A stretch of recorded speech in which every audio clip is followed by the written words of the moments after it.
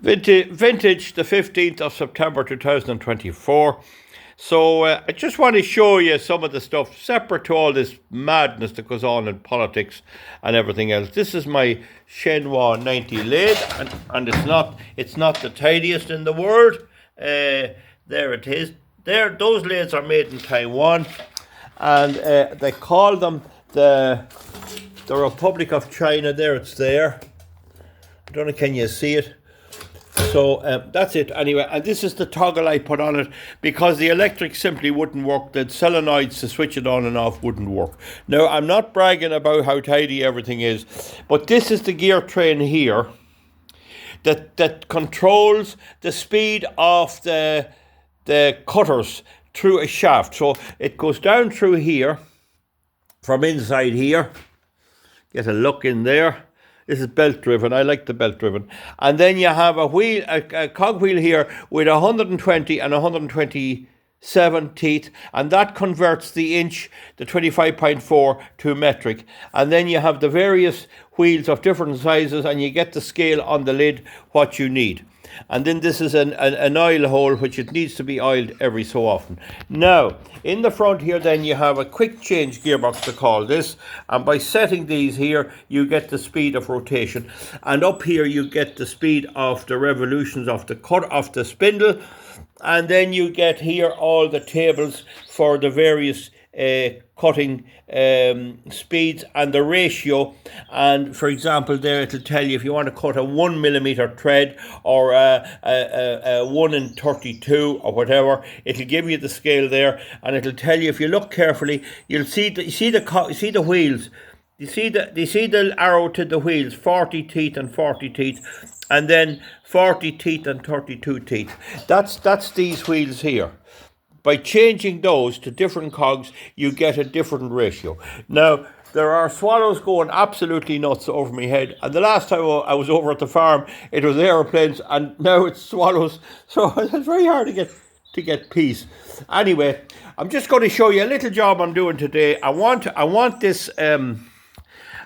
this piece here. I'll have to move back the carriage. So the saddle or the carriage is the part of the lathe which moves up and down. So you see the centerpiece.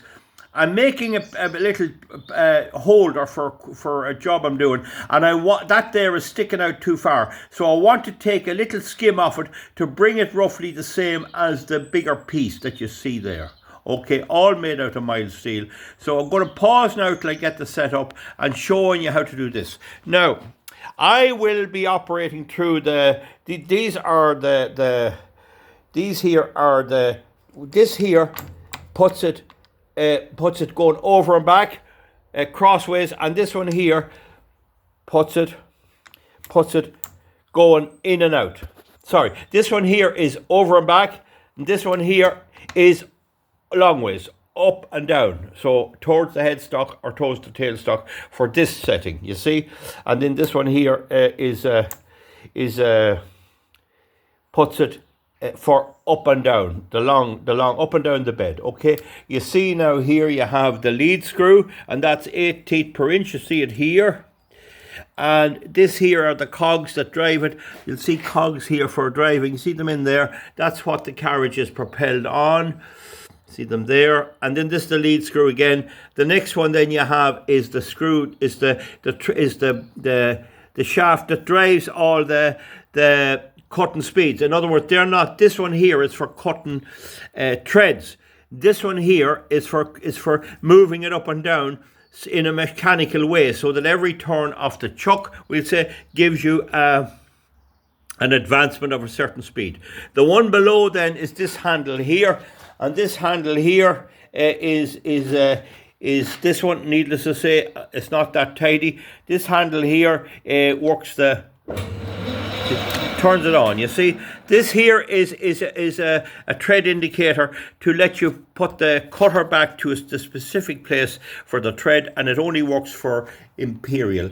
I rarely use it, but anyway, it's a great thing in a lathe that you have the 3 shafts, because this means that no matter where the saddle is, you have the lever just here. On some of them, you have to put your hand away over to the head of the lathe. Very few lathes of this. This is a Taiwanese copy of some of the South Bends or some of the good American lathes. Anyway, what I'm going to do now, folks, is I'm going to stop and I'm going to take a little cut here.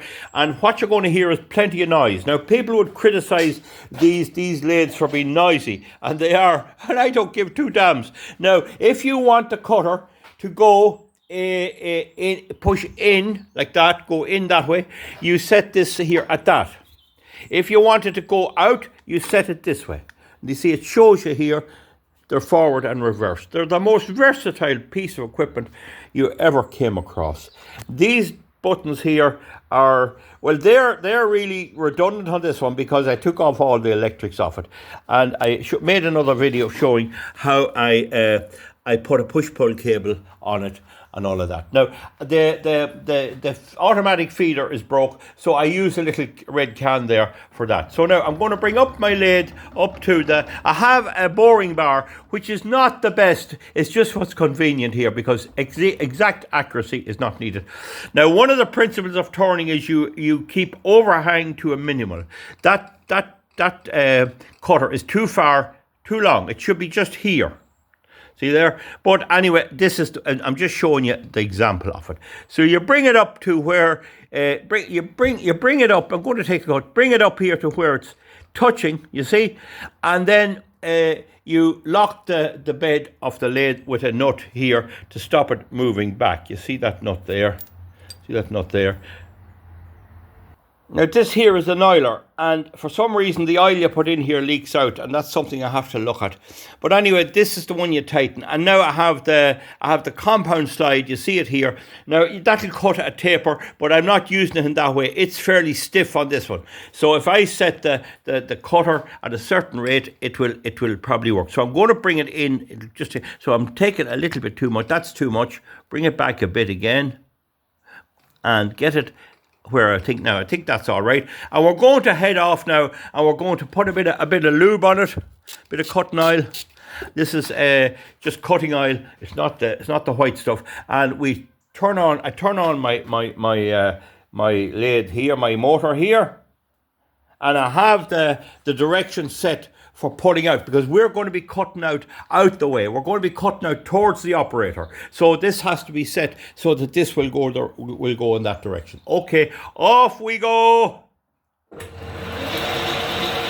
And now I show you what's happening here.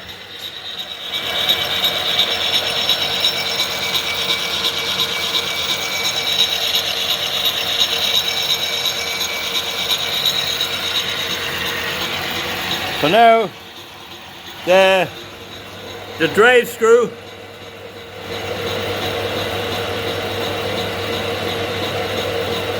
is going round, the lead screw is not going round, and the lever's down. So now the next thing is we're going to push the drive lever down.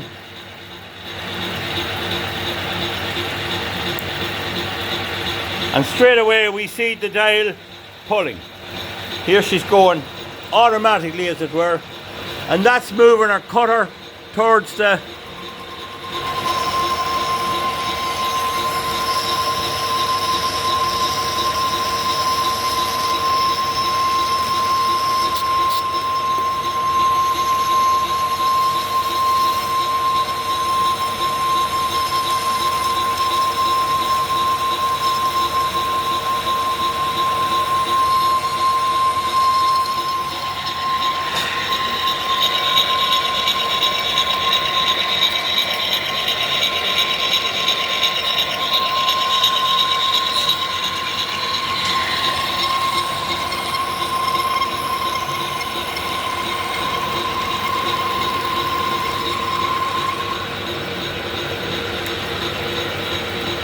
So I simply end the cut by pulling up the switch.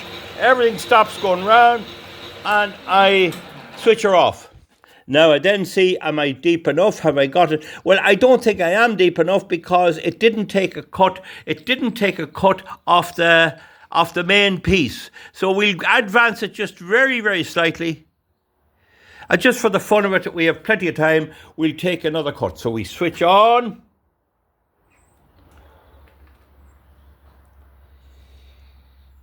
Where am I here now? Oh, get me hand here. Yeah, watch now. So it's round she's going. Now.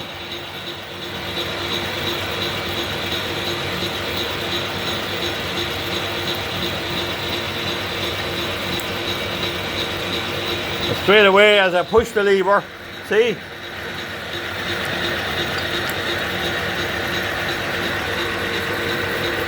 Now, I didn't advance the cutter enough, so I'll pull the lever and put it back in and advance it a wee bit and just get the feel. Another wee bit.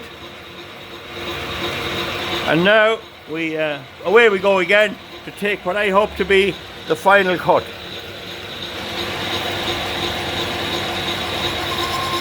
And away we go. And it's turning towards me. The top of the chuck is turning towards me. So as this goes round, this here moves.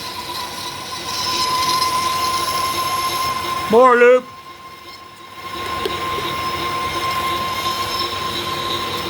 So it's moving here. You watch this here.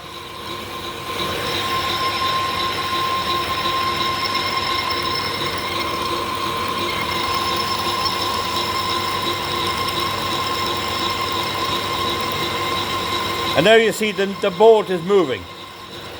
And that's it. So now we're out here and now it's starting to cut the main piece, so we stop. So now we switch off and you'll see the direction it's going. Because with movie cameras, you tend to see the wheels go in the opposite direction. That's because of the way the frame system works. So that is showing you the lathe working. And if you're into this type of mechanical engineering, that would be noise to some people, but to the person that likes it, that's pure music. It's the system running, and a system designed to run well. And the lathe bed is usually as accurate. It's usually perfectly straight. It's a copying machine essentially, and it just spells accuracy. And for the person who's exactive mind and has an active mind, they like things to be accurate, not half accurate or anything else. The lathe is truly the prince of all machine tools and the only one that can actually replicate itself. It would be better if it were kept tidier, but there is a tray here that catches all the liquids, and of course you leave your tools there in it. It doesn't do them any harm, and they get a skate of oil as well. That's it. This here, folks, this here is the bed, the bedway, the tailstock quill. This here is a live center, it goes round. This here is the spindle nose. That can have a chuck or whatever you want on it. It can have collets. This here is the saddle, or the carriage as to call it. This is the cross slide, and I've made a slotted attachment for it. This is the compound slide, and this is the tool post. Right, the spindle runs through here, and there's usually a hole through it, so you can put a piece of metal in there and turn it. And then these are the various gear trains that creates the ratio. So when that there was working, the ratio of the advancement per turn of the chuck was decided by the gear train. On some of the cheaper or some of the smaller lathes, they used the lead screw to both advance the cut, the saddle, and also as for thread cutting. They use it for both, and some of them have a slot in it that allows it to be used for both. But usually if they do that, they won't have power to the cross feed. What you have seen there is power to the cross feed, and just before I stop, I'll just put the other button in the other direction and we'll see what happens.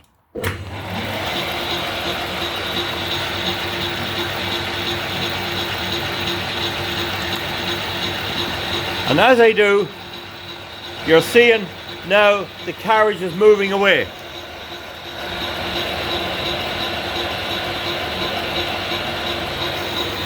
The chuck is going in the same direction, it's going in the normal direction. Here is the carriage wheel. See? It's moving away. And you can make it move the other direction simply by throwing a lever. The slideways are moving on the bed, the carriage is moving on the bed, and there's a little piece of a wiper or a cleaner here. See? And you can have, there is a power lubricant feed, but I prefer to use just the can for small works. Okay, we'll see you back. That's it. It is actually therapy working one of these. There's no doubt about it. I mean, there's no opinion or anything else. You set everything right. You apply your little bit of human judgment to the advancement of the tool. If you advance the tool too much, it'll take too big a cut and you'll do damage and there'll be all kinds of problems. You go a little bit at a time and you select the various speeds. If you can see here, here's the various speeds, and here are the wheels and the various pulleys and all of that. And this is all, it's when you're doing this, you hear the baloney that politicians and other people go on with. It just sickens you, because this is all easy stuff to understand. And the thing about the lathe is too, it's mathematical. Mathematics do enter into it. And a classic example of that is this change wheel here, which converts 25.4 millimeters to inches simply by having 120 to 127 teeth. That's a mathematical thing. How I wish everyone understood that and it'd make them think clearly. I mean, you don't make a fool of somebody who knows how to operate a lathe. That's the way it is. Give me a thumbs up or a thumbs down. It's now 16 minutes. We'll see you back for something else. Needless to say, it'll take a whole day to upload this on YouTube. I don't know why they're treating me the way they are, but what can we do? Only plough on. Thank you very much. Good luck. Bye-bye.